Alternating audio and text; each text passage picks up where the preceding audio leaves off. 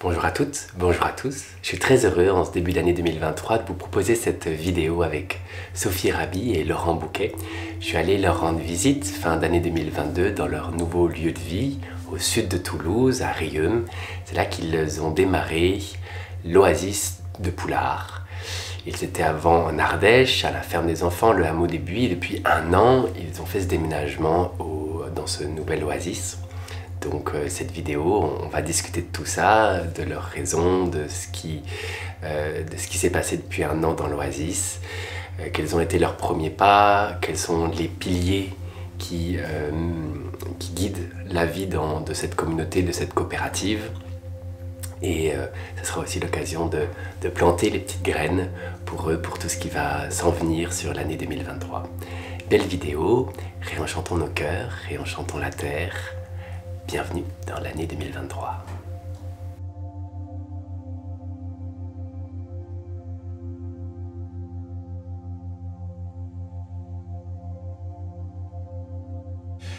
Bonjour Sophie, bonjour Laurent. Bonjour Romain. Salut Romain. On est auprès de votre poêle, dans la yourte.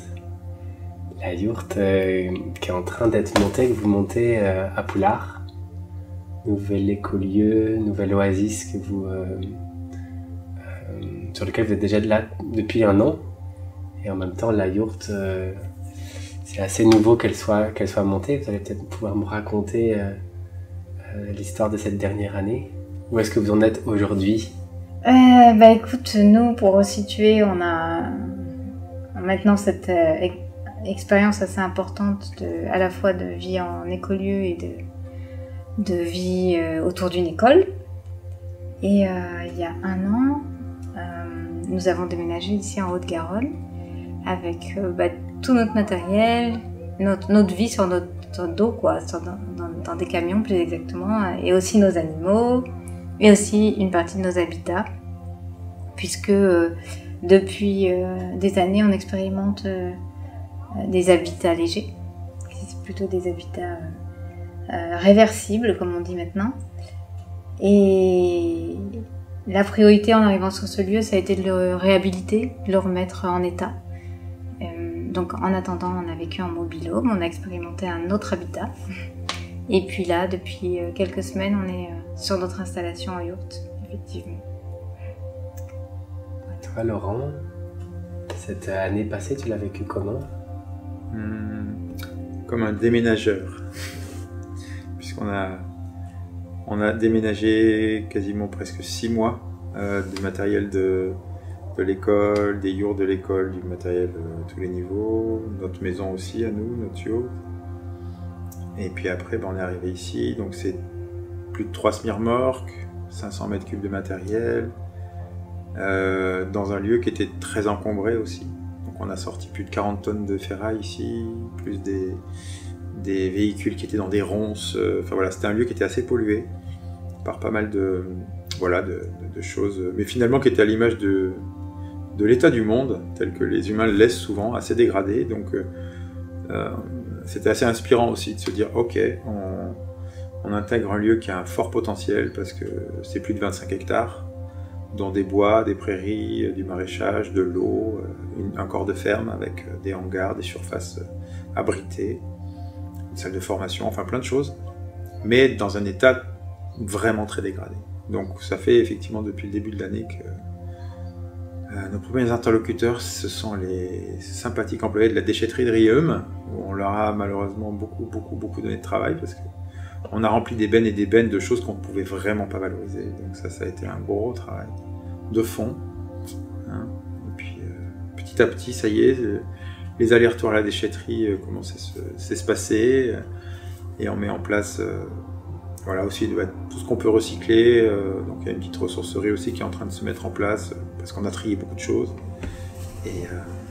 Et puis là, il y a déjà un projet boulangerie qui est là, 2 maraîchers qui sont installés, plus une 3e qui vient de démarrer. On a une savonnerie aussi, les chèvres qui commencent aussi là. On commence à manger du fromage de chèvre depuis quelques semaines. Donc voilà, les petits projets qui fleurissent, c'est des projets qu'on connaît bien, que ceux qui nous connaissent savent qu'on a déjà fait, et qui reprennent forme ici, mais sous une autre forme, effectivement, qui est coopérative, au sein de laquelle donc on a monté une société coopérative d'intérêt collectif et du coup c'est vrai que ça change un peu la donne parce qu'aujourd'hui on est avec des actifs de tous âges, hein. On a des actifs, on a notre irréductible Philippe qui a quel âge? 91 ans. Donc c'est pas une histoire d'âge, c'est une histoire d'état d'esprit, mais c'est vrai que voilà, nous on est des personnes qui aiment les projets, on aime aller de l'avant, on aime offrir des lieux pour les familles et les enfants qui veulent s'épanouir en fonction de leurs vrais besoins. Donc c'est ça qu'on veut faire ici encore. On n'a rien lâché de ce qu'on voulait faire à l'époque où on était en Ardèche. On le fait en Haute-Garonne maintenant. Voilà.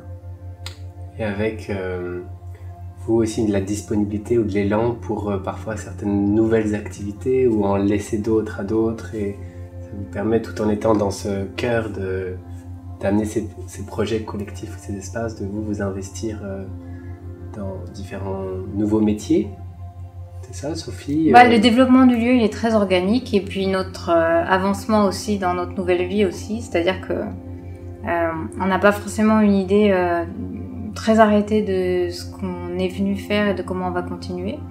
Ou en tout cas, les idées qu'on avait, il y en a certaines qui ont été remises en question, comme l'ouverture de l'école, l'ouverture rapide de l'école qui n'a pas pu se faire et qui est reportée.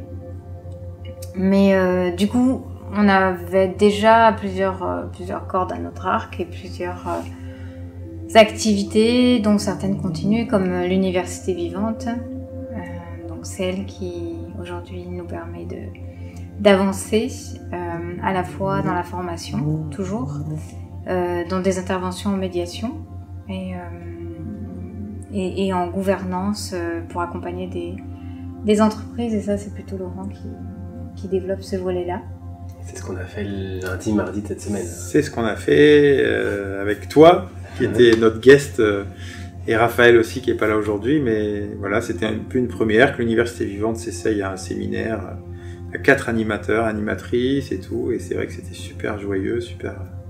Enfin voilà, mais on a livré ce qu'on attendait de nous. Et ça, c'était très agréable de sentir qu'il y a du répondant à l'endroit où on nous attend. Et... Donc oui, l'Université Vivante... T'as pas dit que cette année t'as monté un resto. Ça, il attendait qu'elle dise. Une fromagerie. Voilà, une fromagerie. Oui, voilà, mais oui. Tu vois. Il y a des choses qui naissent aussi entrepreneurialement. C'est ça, c'est-à-dire que t'as été la cheville ouvrière d'un tas de projets qui sont aujourd'hui des vraies choses qui existent concrètement et qui produisent vraiment leurs effets à la fois pour le lieu et pour les gens qui en bénéficient. Et ça, c'est vraiment, c'est toi, quoi. C'est tes idées, c'est ta vision. C'est voilà, cette créativité, elle n'est pas au service que de l'école. Donc c'est vrai que l'école, en fait, c'était une bénédiction qu'elle ouvre pas tout de suite. N'en déplaise aux familles et aux enfants qui l'attendent, parce que j'entends bien que nous, c'était notre priorité. Et puis bon, pour des raisons d'urbanisme, de problématiques, les dossiers en France n'avancent pas forcément à un rythme qu'on aimerait souvent voir avancer. Donc il y a quelques retards qui nous ont permis du coup de réorienter notre énergie sur des choses qui finalement étaient hyper prioritaires, parce que mettre une école au milieu de ce qu'on a fait, c'était juste pas tenable. Donc je pense qu'on n'y aurait pas... On n'est pas encore installé chez nous, tu vois, alors que ça fait 1 an qu'on est là, on n'a pas pu prendre ce temps. Donc c'est sûr qu'une école au milieu, on serait même peut-être pas là à côté du poêle pour en parler, quoi, tu vois. Donc c'était finalement plutôt, je dirais, soutenable en fait pour nous que l'école accepte d'être un peu patiente et d'ouvrir un petit peu dans... Elle va ouvrir, c'est sûr, parce que nous on travaille à ça, mais c'est pas si mal qu'elle prenne son temps. Voilà. N'est-ce pas? Et la ferme des enfants, elle en est où actuellement? La ferme des enfants, elle a été maintenue en tant qu'association. Dans son objet social, elle a quand même un peu plus qu'une école. Elle est aussi dans le développement de projets écologiques, intergénérationnels, etc. Donc on a des adhérents ici. Et surtout, on a eu la satisfaction de pouvoir éviter le pire avec la ferme des enfants, qui aurait été la liquidation, puisqu'on a pu obtenir gain de cause sur des dossiers qui étaient fragiles et dangereux pour l'avenir de la ferme des enfants. Donc voilà, tout notre matériel et notre patrimoine sont aujourd'hui hors d'atteinte et on va pouvoir le réutiliser dans un nouveau projet. Et aujourd'hui, il commence à y avoir une petite équipe qui planche très sérieusement sur l'ouverture de l'école. Et la grande question ici en Occitanie, mais peut-être c'est pareil un peu dans d'autres régions, je ne sais pas, mais ce que j'observe, c'est que autour de nous, il y a 4 projets d'école, et certaines depuis plusieurs années, et que la grande difficulté, elle est sur des questions administratives ou des questions d'urbanisme. Et nous aussi, on a été confrontés à cette question d'urbanisme, donc voilà. Il faut faire avec. On sait qu'on n'a pas forcément le vent dans le dos d'un certain point de vue parce que il y a un regard un peu plus méfiant peut-être et en tout cas moins soutenant de la part de l'administration sur les écoles alternatives aujourd'hui avec toutes ces mesures pour que tous les enfants retournent à l'école publique et y compris des sanctions sur l'instruction en famille qui sont très mal vécues par les personnes qui pratiquaient l'école à la maison et qui continuent de pratiquer l'école à la maison parce qu'il y a beaucoup de résistance, bien heureusement. Et par rapport aux pédagogies alternatives, c'est pareil. Il y a eu beaucoup d'expérimentations qui ont été faites ces dernières années et même on pourrait dire depuis plus d'un siècle. Et aujourd'hui, il y a des avis un peu contraires sur faut-il ou non permettre le développement de ces écoles différentes. Du côté des familles, des parents, il n'y a jamais eu autant de demandes. Il n'y a jamais eu autant de volonté de la part d'un certain public de trouver une alternative à l'école publique. Mais de l'autre côté, il y a comme une crispation sur le modèle public, laïque, obligatoire. Voilà, qui fait que on est un peu dans ces polarités-là, au milieu de tout ça, et on ne sait pas de quoi l'avenir va être fait, mais en tout cas, moi, je reste confiante que la demande et les besoins étant réels, et les besoins d'enfants aussi qui n'ont pas de parcours approprié dans les voies conventionnelles, je pense que toute cette pédagogie alternative, elle s'impose de fait, en fait. Et tu mentionnais que voilà, le parcours pour créer ces écoles, qu'il y a cette demande, ce besoin. Est-ce que vous pourriez aussi par rapport à l'écolieu, donc plus le projet plus global autour vivre, un peu décrire quelques bonnes pratiques que vous avez amenées, vous qui après 20 ans de la ferme des enfants aussi de l'école, mais qui n'a pas encore redémarré ici, et du hameau des Buis, et tout l'écosystème que vous avez créé avait redémarré celui-ci. Qu'est-ce que vous avez amené ici avec vous, qui peut aussi être des choses que d'autres personnes auraient besoin d'entendre, ou qui pourraient être intéressantes d'entendre, s'ils sont dans des démarches de création ou de développement de lieux comme ça, collectifs? Alors nous, on a bâti 5 piliers en fait. On a bâti notre réflexion sur les 5 piliers qu'on a, après avoir beaucoup médité sur tout ce qui nous est arrivé, qui était quand même pas simple. Donc c'est vrai que le lieu en tant qu'entité est absolument... Et le lieu est son écosystème proche aussi. Sentir qu'il y a une affinité profonde entre une personne et un lieu, enfin un groupe et un lieu, et son environnement, ça je pense que c'est vraiment important. Et pour l'instant, nous, notre méthodologie, elle est très très organique. En fait, on a abandonné, c'est vrai, ce que tu avais fait toi, c'est-à-dire une vision hyper précise, que ce soit pour l'école ou pour l'écolieu qu'on a monté, c'était très précis, c'était écrit et on a fait exactement ce qui était écrit.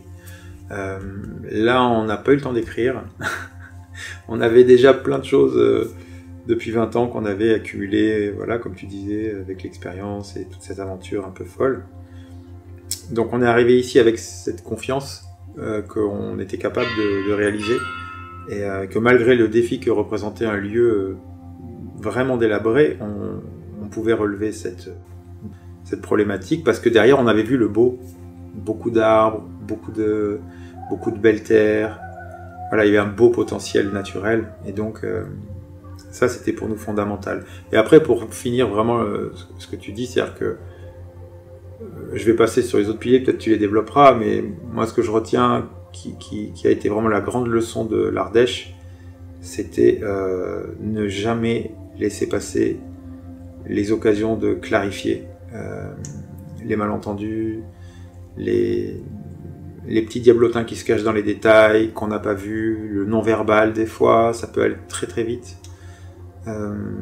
Et donc poser comme principe que les phénomènes collectifs, quand ils sont passionnels, quand ils sont issus d'un émotionnel perturbé, du mécontentement, et qui ne se règlent pas en allant chercher aussi en soi certaines problématiques et en rejetant tout sur l'extérieur, alors là il y a un vrai danger. Et donc cette destructivité à l'œuvre qu'on a vécue nous, en fait elle est partout, et elle est très ordinaire, donc c'est pas non plus c'est un drame ordinaire. Et l'idée c'est que en arrivant à l'oasis de Poulard, ça a été vraiment ça qu'on est venu planter ici, en disant on sème cette graine là aujourd'hui. On ne tolérera plus, on ne permettra plus de laisser passer des choses qui en fait sont destructrices sur les plans des comportements, et notamment de quand on a un problème avec quelqu'un, parce que quand tout va bien c'est pas le sujet, c'est juste qu'est-ce que je fais quand j'ai un problème avec toi, Romain? Est-ce que je suis capable de venir te voir? Est-ce que si je suis pas capable de venir te voir parce que je suis stimulé, je laisse passer un peu de temps, et puis je reviens quand même quand je suis en capacité de, ou alors si vraiment je peux pas, quand je vais chercher quelqu'un pour m'aider, est-ce que je cherche un allié ou est-ce que je cherche une écoute empathique qui potentiellement peut m'aider à résoudre le problème avec toi et pas à faire de toi mon ennemi. Voilà. Et ça, ce sont des petits fondamentaux qui pour moi sont absolument le travail, le métier à tisser quoi, qui est devant nous là pour en tout cas notre génération, parce que les enfants qui sont dans des écoles comme les tiennes, ça va super vite et ils ont pas ces travers-là, ces biais comportementaux, mais moi, je vois bien que je suis issu d'une génération qui n'a appris que le triangle bourreau-victime-sauveur, que le coupable c'est l'autre, moi j'ai rien fait. Enfin voilà, on est dans des automatismes comme ça, des autoroutes comportementales en fait sur lesquelles maintenant il faut sortir de là. Et là, nous, on est ultra attentifs à ça. Donc sur un plan de ce qu'on a semé ici, c'est vraiment tous les gens qui viennent ici, c'est la première chose qu'ils entendent. Et à bon entendeur, puisque je vais quand même juste évoquer le dossier juridique, du coup, ce qui est un deuxième pilier, qui est de dire vraiment, là on a designé une coopérative, en fait, une société coopérative d'intérêt collectif dans laquelle il y a un collège des gardiens qui détient 40% de voix, plus ensuite la ferme des enfants qui a d'autres pourcentages de l'autre côté. Donc oui, Sophie et Laurent sont majoritaires dans cette société coopérative, c'est explicite. Donc c'est vous les gardiens de cette... On est les gardiens de cette structure, on est les gardiens de ce lieu, et évidemment, et de ce projet, de cette intention. Et évidemment, notre souhait le plus cher, c'est que ce collège des gardiens, puisque c'est pas nominatif, c'est un collège, s'enrichisse de nouvelles personnes qui vont pouvoir intégrer ce collège dans cette même perspective, dans cette même intention, parce qu'ils l'auront incarné avec nous, avec les autres, et surtout qui en seront garants. C'est-à-dire au quotidien. C'est tous les jours que ça doit se manifester dès qu'il y a des choses. Aujourd'hui, les deux qui s'y collent, c'est Sophie et moi. Et demain, on espère bien qu'on sera beaucoup plus nombreux à avoir cette espèce de réflexe de il y a un problème, on s'en occupe. C'est pas il y a un problème, je détourne la tête, c'est il y a un problème, on s'en occupe. On soigne le problème, on regarde ce qui se passe pour essayer d'y remédier. Ça, c'est... Ouais, je crois que c'est un truc, en tout cas pour moi, qui fait que j'ai rempilé dans l'histoire. Après, on a une expérience, on a plus de discernement aussi, et sur nous-mêmes, et sur les autres, et sur la relation générale, et sur les mécanismes qui amènent à des problématiques, destructives, hein, parce que c'est vraiment ça qui se passe dans certains lieux, et c'est ça que nous avons subi. Mais pour reprendre les piliers, donc il y a le lieu, effectivement, c'est le premier pilier, d'être attentif à choisir un lieu qui s'adapte bien au projet. Et ensuite, on a ce cadre juridique. Donc nous, on est passé de l'associatif au coopératif. Et ça, c'est un grand pas. Parce que l'associatif nous paraît aujourd'hui beaucoup plus fragile que le coopératif, où vraiment on doit fonctionner dans la coopération. Et c'est le principe. C'est un principe de base.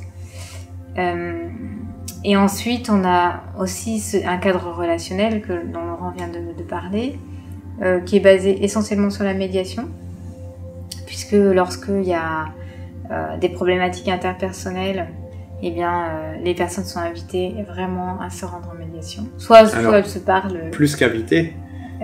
Et que si une personne qui refuserait une demande de médiation ne peut pas rester, en fait. On ne peut pas refuser une médiation. Ça, c'est déjà un principe qu'on avait à l'école démocratique Girafe. Et on l'a appliqué ici aux adultes et à tout le monde. C'est ça. Et c'est la responsabilité de processer de sa tension. Ouais, je ne peux pas me détourner des questions relationnelles parce que je sais que les questions relationnelles, elles sont un danger pour le collectif. Des relations qui ne se règlent pas, qui ne s'apaisent pas ou qui sont souffrantes, elles vont prendre énormément d'énergie. Et c'est ce qui s'est passé, c'est-à-dire qu'en Ardèche, à un moment donné, il y a eu un choix de couper. On était dans des processus de médiation difficiles, harassants parfois, extrêmement... ça prenait du temps, ça prenait des sous, ça prenait tout ça, mais en fait, c'est pour nous la seule voie quand on est vraiment dans difficulté, c'est pas lâcher le bout, quoi. C'est rester avec. On était allé voir d'ailleurs des consultants dans nos petites vidéos qui nous ont tous confirmé que ça peut durer des jours, des semaines, des mois, mais on reste avec tant qu'on n'est pas au bout, quoi. Et c'est vrai que c'est une forme de détermination, allez, j'ai envie de dire de courage aussi, de dire tant pis, c'est difficile, mais on y retourne tant qu'on n'a pas réglé parce qu'on sent qu'il y a une clé d'évolution dans ça. Et ça ne veut pas dire qu'il faut qu'on devienne amis, c'est pas ça. Il faut qu'on arrive à réguler, à ressortir de cette difficulté avec un minimum de paix, retrouver, même avec quelqu'un avec qui j'ai aucune affinité, qui ait une paix qui revienne, qui puisse rendre une cohabitation possible. Et ça, ou un départ, mais quelque chose qui sorte de là et qui soit pas issu d'un résultat où il y a de la domination, où l'autre doit s'écraser. En fait, non. Il y a vraiment cette dimension-là où nous, on en était privés. C'est-à-dire qu'en Ardèche, à un moment donné, les gens ont dit « Stop, on ne discute plus avec vous, on ne veut plus discuter avec vous, parce que de toute façon, c'est toujours pareil. » C'est-à-dire que nous, on ressortait notre vérité, et puis en face, c'était sans doute mal vécu, et sans doute que nous, on avait peut-être une façon de la dire aussi qui était... Mais à ce moment-là, il faut des relations d'aide, il faut des gens qui puissent amener des ressources à un endroit où il n'y en a peut-être pas. Et nous, ça, c'est vraiment quelque chose auquel on tient aux choses.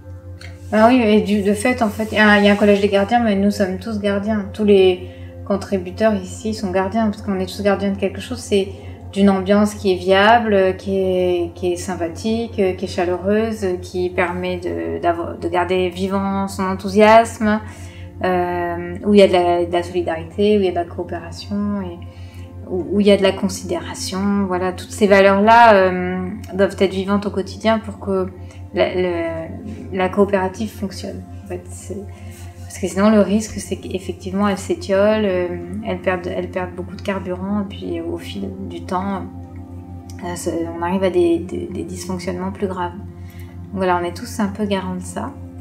Et puis après on a aussi fondé ce nouveau projet sur l'activité. Donc c'est une coopérative d'entrepreneurs, en priorité des activités liées à la terre, à l'agriculture, mais pas seulement. Et l'activité, c'est aussi quelque chose qu'on a éprouvé auparavant et qui nous a paru vertueux, dans le sens où lorsqu'on est en activité, eh bien, on a besoin des autres, on a besoin de coopérer. On est dans la complémentarité, parce que celui qui fait du pain, il en vend à celui qui fait des formations, et puis celui qui produit des légumes, il en vend à celui qui tient le restaurant, et puis quand on a des enfants dans une école qui sont curieux de tout, et on est bien content que les ateliers soient ouverts pour les accueillir. Donc en fait, il y a une coopération qui se fait assez naturellement, et on a besoin les uns des autres. Et ce qu'on avait vécu auparavant, c'était vraiment... une divergence de besoins entre des gens qui sont rentiers ou qui sont pensionnés par des retraites et donc qui n'ont pas forcément besoin d'être dans l'activité, mais par contre qui ont besoin de sens, et versus des gens qui ont un sens acquis au quotidien par le fait qu'ils sont en activité. Et donc, ils se posent pas la question le matin de savoir ce qu'ils vont faire, comment ils vont le faire, etc. C'est déjà... ça fait partie complètement de leur vie, de leur existence et de leurs besoins vitaux, parce que si on n'est pas en activité, ben on n'a pas l'énergie financière qui arrive et on peut pas continuer ce qu'on fait.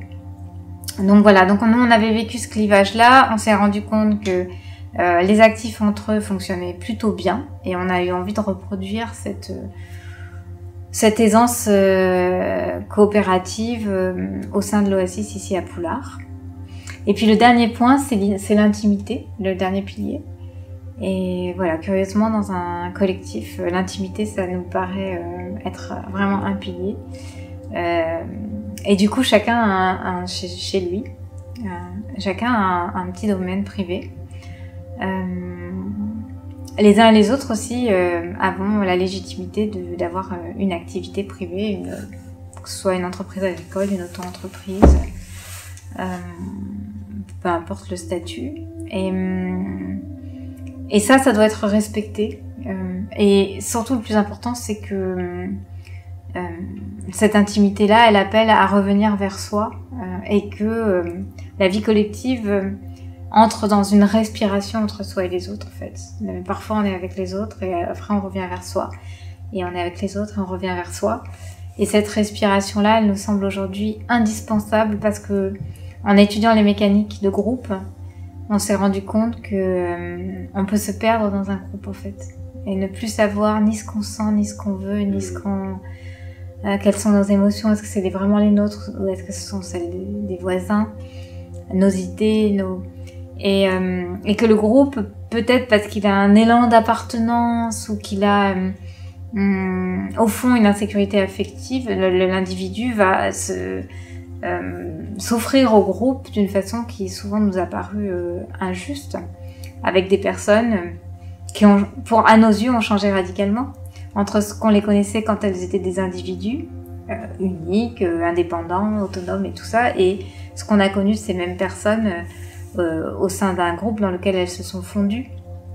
donc avec des récurrences, quand on parle à l'un ou à l'autre, on a un peu les mêmes histoires, les mêmes termes, les mêmes séquences, ce qu'on appelle un storytelling qui s'est construit dans le groupe et qui fait que des fois on avait envie de secouer la personne et de dire mais est-ce que tu peux penser par toi-même à un moment et puis nous dire juste vraiment être capable de dire comment c'est pour toi vraiment, parce que le groupe existe énormément, on sait comment il se positionne, quelles idées il défend, quels dogmes il défend aussi, parce qu'à un moment donné ça devient dogmatique, mais toi là-dedans est-ce que tu te perds quoi? Et c'est sans doute la crainte de certains par rapport à des idéologies très fortes comme ce qu'on appelle des phénomènes sectaires, et nous comme on a eu cette expérience de voir tout un groupe qui finalement est emporté par des idées du style anéantir les 3/4 d'un projet. Voilà, on a pu ressentir ce que c'était que ce phénomène-là d'appartenance et jusqu'où il peut nous emmener. Donc il y a cette hypervigilance aussi chez nous qui a été développée par ça, par ce vécu, et qui fait qu'aujourd'hui on est hyper attentif à ce que cet espace d'intimité existe au sein du collectif. Ces dialogues et ces respirations, comme tu dis, entre l'individu, l'individualité et le collectif. Oui, et ça peut être des choses très simples, ça peut être juste, voilà, je vis une situation qui m'active intérieurement. Est-ce que je fonce dans le tas et puis avec mes émotions, je vais embarquer certains avec moi, d'autres contre moi, et puis on va monter cette mayonnaise-là? Ou est-ce que lorsque je vis un inconfort comme ça à un moment donné, je rentre chez moi, je vais faire le point avec moi-même, voir ce qui a été touché, de quoi ça me parle, qu'est-ce que ça me raconte de moi à moi. Et puis après, je peux retrouver un état de sérénité, un état suffisamment paisible pour éventuellement aller déposer une tension. Parce qu'on a aussi cet espace, et là on rejoint la gouvernance dynamique, qui est un peu à la croisée des chemins entre différentes disciplines ou versions du management alternatifs qu'on a pu éprouver tout au fil de ces années. Et puis Laurent a fait un peu une synthèse sous le terme gouvernance dynamique. Mais cette gouvernance dynamique, elle a vraiment pour base, enfin pour moteur, les tensions ou les besoins qui vont venir éclairer comment est-ce qu'on va avancer. Donc si je ressens une tension qui est fondée, bon, peut-être au début ça va être une réaction, parce que ça vient toucher des parts de moi qui sont fragiles, ou ça vient réveiller une blessure. Ok, je vais regarder ça chez moi, de mon côté. Peut-être s'il y a une assez bonne qualité d'écoute dans le groupe, j'ai trouvé une oreille empathique, ça c'est pourquoi pas. Mais surtout, quand je vais revenir en le formulant sous forme de tension. Voilà, j'ai une tension avec ce qui se passe, ça.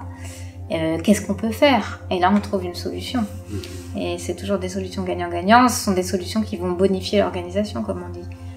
Donc voilà, c'est aussi trouver la juste place Je pense qu'on a été dans des éducations où on a eu l'habitude d'être soit sanctionné, soit récompensé. On a eu l'habitude de voir le monde cartographié en bonnes actions, mauvaises actions, en performance ou dévalorisation. Enfin, et là, il s'agit de sortir de ça et puis de voir que non, ce qui est vivant chez nous, en fait, c'est une espèce d'énergie qui se mobilise quand il y a quelque chose qui coince ou qui nous va pas, et que ça, c'est juste parce que ça vient rencontrer un besoin, et que lorsqu'on sait le poser et le valoriser, en fait, c'est génial, parce que c'est plus du tout c'est bien, c'est mal, il peut y avoir une action qui à un moment donné est vécue un peu en négatif, mais c'est excellent parce que du coup on va s'en emparer et puis on va dire avec ce négatif on va faire du positif, parce qu'on n'avait pas vu peut-être un trou dans la raquette, ou on n'avait pas vu qu'il y avait un dysfonctionnement, et là ma tension me permet de le voir, je ramène ça au centre,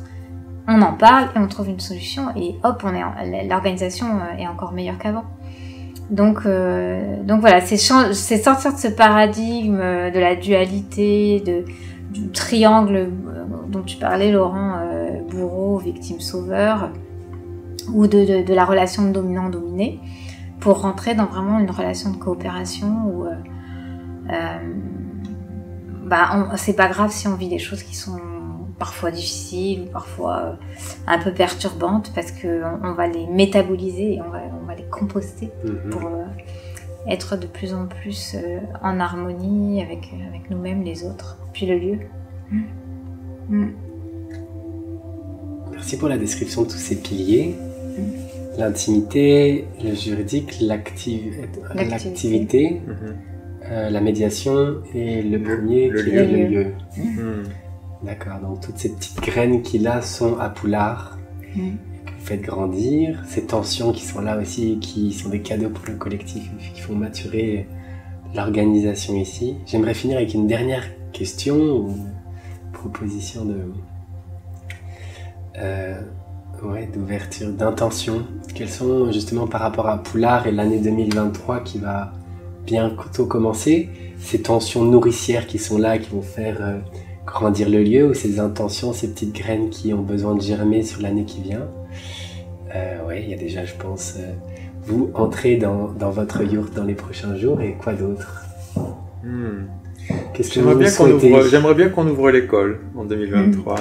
J'aimerais beaucoup qu'on arrive à ouvrir l'école dans un lieu magnifique qui est pas très loin d'ici, qui est en plein... Enfin voilà, il y a des beaux arbres aussi, tout ça. Donc ça, j'aimerais bien... mais si on est prêt, c'est-à-dire que pas de précipitation. Si tout le monde est prêt, si les équipes sont en ordre de marche, si l'urbanisme, si l'administration, si tout ça est raccord, je nous souhaite que l'école retrouve des couleurs et que les enfants reviennent.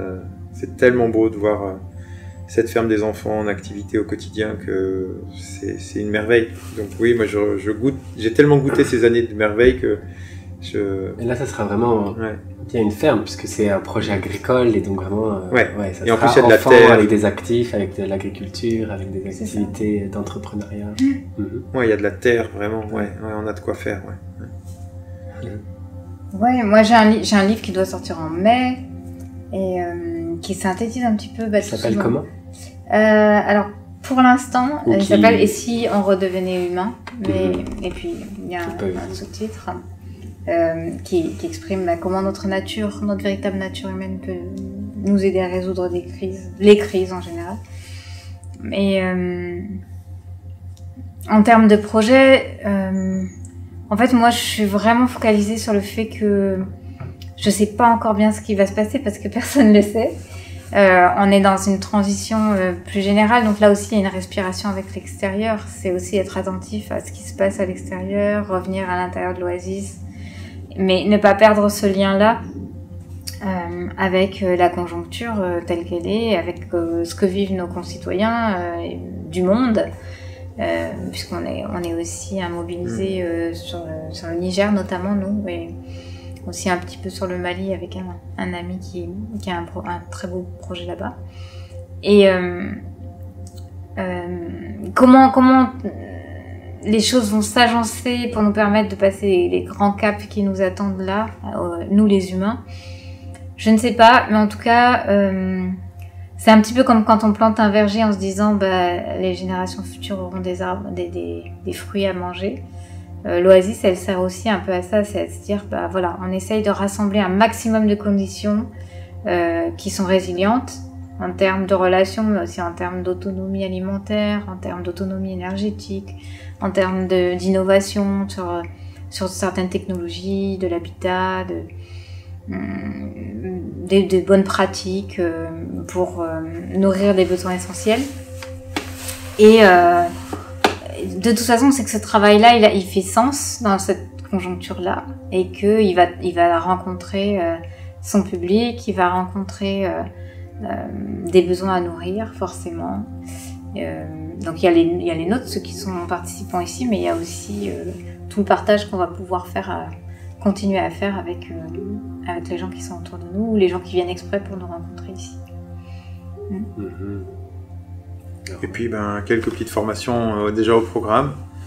Donc on a une belle formation permaculture, deuxième partie en juillet. On en a fait une cette année déjà. C'était un grand bonheur de démarrer quand même cette année 0 avec déjà quelque chose qui était significatif. C'était vraiment sympa. Et voilà, puis une venue de pas mal de conférenciers aussi qui est prévue, et potentiellement même des gens qui viennent offrir leur conférence pour le projet. Donc on voit que le fait d'être sorti le nez de notre guidon ardéchois, finalement, je crois que ça fait sens. Et que ce lieu nous permet aussi de développer tout un potentiel qui finalement était moins évident à empoigner, je dirais, ne serait-ce que par l'espace qui regroupe, et puis les outils de travail qui sont là, qui sont vraiment conséquents. Voilà. Donc oui, il y a de la restauration encore, il y a des choses comme ça à restaurer, à réparer. Mais il y a quand même plusieurs centaines de mètres carrés de toiture qui nous permettent de faire des ateliers dont tu parlais, Sophie, pour les actifs, pour des gens qui vont réparer des choses, qui vont produire des choses. Donc, tu vois, le four à pain, par exemple, typiquement, qui va arriver, il va être monté sur place par le compagnon de la boulangère. Donc, moi j'aime bien cet aspect-là, c'est-à-dire qu'on n'achète pas un truc tout prêt, ça arrive et puis c'est plug and play. Non, on achète des matériaux. Si on les a pas sur place, et puis on essaie de faire un minima avec vraiment toutes les ressources dont on dispose, et c'est souvent des ressources techniques, des ressources humaines, avant d'être des ressources matérielles. Donc ça on a bien connu en Ardèche, et puis je reconnais que là on retrouve cette même dynamique, où c'est l'humain en fait qui est le moteur, tu vois, le potentiel en fait c'est l'humain qui l'apporte avec ce qu'il est, et ouais, ça je retrouve bien cette dynamique-là, qu'on avait perdu parce qu'une fois que les maisons en Ardèche ont été finies, il s'est passé autre chose. Je crois qu'on va pas la lâcher de sitôt, celle-là, parce qu'elle nous plaît bien, hein, d'être en chantier perpétuel, d'avoir la petite réunion du matin avec les gens qui sont là, le petit tableau. Bon alors aujourd'hui, qu'est-ce qui se passe? Hop, et puis chacun se dit ouais, alors moi aujourd'hui je peux pas parce que j'ai des trucs perso, justement on en revient à mes besoins à moi. Donc là, voilà, aujourd'hui je suis pas dispo, mais je suis quand même là pour entendre, quelque chose avec les autres. Et puis ceux qui peuvent, qui ont du temps, et puis toujours quelques bénévoles qui sont par là, qui viennent aider. Et du coup, aujourd'hui on était 20 quand même, tu vois, à table. Donc il y a toujours quand même du monde, et c'est chouette parce que du coup on voit des choses qui émergent toutes seules. Les deux bénévoles qui sont arrivés, qui ont pris en main le nettoyage d'un bout de forêt. Voilà. Et donc on sait qu'avec le temps, Poulard va vraiment est déjà restauré, mais il va continuer de se restaurer, il va continuer de s'embellir. puis on a envie de planter des arbres, on a 1000 envies, donc ça va. On va se laisser le temps de les vivre une par une. Je vous le souhaite dès maintenant et pour la suite. Puis j'aurai grand plaisir à revenir, voir ces arbres plantés qui grandissent, ces différentes activités, ou être avec vous et les enfants. Merci Romain, tu seras bienvenu. Ouais, merci Romain. Merci. À très vite. À très vite.